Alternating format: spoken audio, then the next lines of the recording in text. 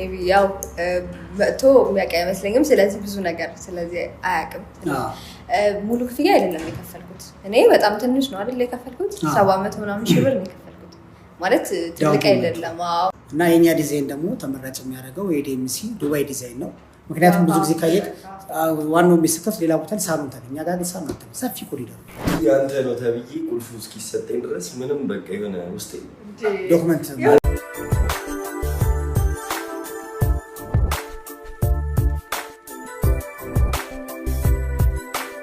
ዛሬ የመጣሁት እንግዲህ ትናንትና ሄሉና ቢኒ ደስ የሚል ቪዲዮ ለቀዋል ማለት ነው እና በሱ ጉዳይም አንዳንድ አስተያየት እየተሰጠ ይገኛል ማለት ነው። በመጀመሪያ ሄሉና ቢኒ እንኳን ደስ አላችሁ ለማለት እወዳለሁ።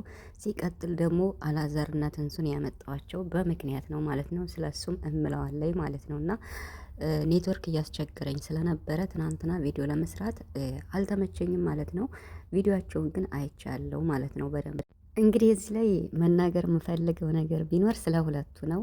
ስለ አላዛር እና ስለ ትንሱ፣ ስለ ሄለንና ስለ ቤኒ ነው ያመጣሁባቸው። ሁለቱን ይዣቸው የመጣሁት በምክንያት ነው ማለት ነው። እኔ መናገር የምፈልገው የራሴ ስላለ ነው። ከሚሰጣቸው ሀሳብ አንጻር እኔ የራሴን መናገር ስለፈለግኩ ነው የመጣሁት። ስለዚህ የሁለቱም አድናቂዎች የሆናችሁ ቪዲዮውን ሳትሰሙ ምንም አይነት ሀሳብ እንድትሰጡ አልፈልግም። መሳደብ ደግሞ አይቻልም። የሚሳደብ ሰው እኔ ምንም አልልም፣ ብሎክ ብቻ ነው ማድረግ ማለት ነው። እኔ አልሳደብም፣ ማንንም አልነካም፣ የማንንም ክብር አልነካም፣ የምነካ ሰው አይደለውም።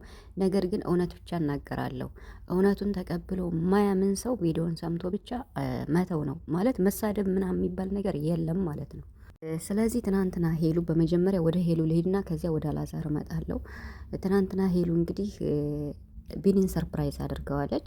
ሰርፕራይዝ ያደረገችው ደግሞ እንዴት ነው? ቅድመ ክፍያ በመክፈል የሪል ስቴት ቤት ባለቤት ለመሆን ለወደፊት በ3 ዓመት ውስጥ የሚያልቅ 8% ክፍያ በመክፈል ከ700 ሺህ ብር በላይ በመክፈል ባለ 2 መኝታ ቤት ነው የገዛችው ማለት ነው፣ የተፈራረመችው ማለት ነው።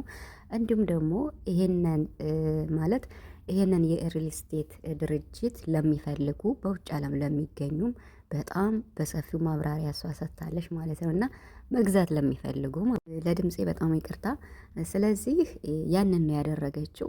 ሄሉ ደግሞ ማንም ሰው የሚያደርገውን ነው ያደረገችው። ብዙ ዩቱበሮች ይሄንን ነገር ያደርጋሉ፣ የመግዛት አቅም ያላቸው በቃ አይደለ እንደምንም ብለው ይሄን ነገር ያላደረጉ ዩቱበሮች የሉም።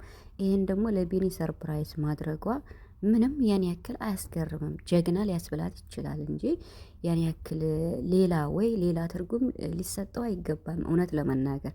ምክንያቱም በጣም ብዙ ዩቱበሮች ይህን ነገር ያደርጋሉ ማለት በቃ እየሰሩ አንዴ ስለማይከፈል እየሰሩ ለመክፈል እንዲያመቻቸው ይህንን ከነ አብረሽ ጀምሮ በጣም ብዙ ማለት ነው እነ ቡራዬም እነ ሀይሚም ብዙዎቹ ማለት ነው እና ይሄን ማድረጓ ጎበዝ ናት፣ ጠንካራ ናት፣ ልትመሰገን ልትበረታታ ይገባታል።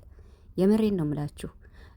ስለ አስተያየቱ ስለሚሰጣት ወደ ኋላ መጣበታለሁ፣ ግን ይሄን በማድረጓ እኔ በጣም ደስ ብሎኛል። ቪዲዮዋን ትናንትና ሼር እያደረግንላት ነበርና በጣም ነው ደስ ያለኝ፣ በጣም ከሚባለው በላይ ማለት ነው። ማለት አንድ ሰው በሚሰራው በራሱ ጥንካሬ ሰርቶ የሆነ ውጤት ላይ ሲደርስ ያንን ሰው ማበረታታት ይልመድብን። ሁሌም ዝም ብለን በቃ አይደለ ሁሌም ወደ ኋላ መጎተት የለብንም። የምሬን ነው የምላችሁ እና እንኳን ደስ አለሽ ብያለሁ። ለቢኒም ሰርፕራይዝ ስላደረግሽው በጣም ደስ ይላል። የምሬን ነው የምላችሁ። ስለ ቢኒና ስለ ሄሉ ግንኙነት አብሮ መሆን አብሮ መዝለቅ ፍቅረኛሞች ይሆናሉ አይሆንም የሚለውን እነሱ ወደፊት በሚያደርጉት ሁኔታ በእነሱ ግንኙነት ልክ እነሱ የሚወስኑት ነው። ማለት አንድ ሰው መቼም ሲገናኝ በቃ በብዙ መንገድ ይገናኛል። በስራ መንገድ ይገናኛል፣ በፍቅር መንገድ ይገናኛል፣ በብዙ መንገድ ይገናኛል። ስለዚህ እነሱ ከተገናኙ ቅርብ ጊዜ ነው እውነት ለመናገር። እኔ ቢኒን የማውቀው ማለት ከዛ በፊት በሌላ ዝም ብዬ ቪዲዮ ላይ አየዋለሁ፣ ግን ሞር የማውቀው የሄሉ ልደታ ነው። የሄሉ ልደት ላይ መጥቶ እንደዛ ሰርፕራይዝ ያደርጋት ከዚያ ወዲህ በእሷ ቤት ሲመጣ እከታተለዋለሁ ማለት ነው እና በጣም አሪፍ ልጅ ነው ማለት እንደምናየው ጸባይ ሁሉ ያለው ለሰው ያለው ክብር ደስ ይላል። ሶ ለሁለታቸው ያላቸውን ግንኙነት ለነሱ እንተውላቸው። ማለት ግንኙነታቸው የእውነት ከሆነ መሰረት ያለው ከሆነ የሚጠቅማቸው እነሱን ነው አይደለ? በስራ መንገድ ደግሞ ተገናኝተው ከሆነ ያለምንም ነገር ደግሞ በስራ መንገድ ነው አለቀ። ይሄ ለነሱ በራሴ ማለት ነው በራሴ ይሄን ለነሱ ልንተው። እኔ የምፈልገው በሚሰሩት ስራ በቃ ስኬት ላይ ሲደርሱ በሚያደርጉት ቪዲዮ በሚሰሩት ስራ ስለሱ ብቻ ነው አስተያየት መስጠት የምፈልገው ማለት ነው። ሄሉን የማያውቃት ሰው የለም። በጣም ብዙ ሰው ያውቃታል። በጣም ጠንካራ ናት ከሚባለው በላይ ማለት ነው። የምሬን ነው የምላችሁ። እኔ ልገልጻት አልችልም። የሄሉን ጥንካሬ እኔ በእኔ ልትገለጽ አትችልም። በጣም ጎበዝ ጠንካራ ናት። ስትወድቅ ስትነሳ፣ ስትወድቅ ስትነሳ በቃ ብዙ ነገር ያሳለፈች ማለት ነው። እና ስለዚህ ትናንትና ይሄን በማድረጓ ሊያስመሰግናት ጀግና ሊያስበላት ይችላል እንጂ ሌላ ነገር ትርጉም ሰታችሁት ሌላ ነገር ባትሉ የተሻለ ነው ማለት ነው። ይሄን የምትሉ ደግሞ አሁን ልመጣላችሁ ነው ማለት ነው። ወደ አላዛር ነው አሁን ማልፈው ማለት ነው። እና ማጠቃለያም ሰጣለሁ።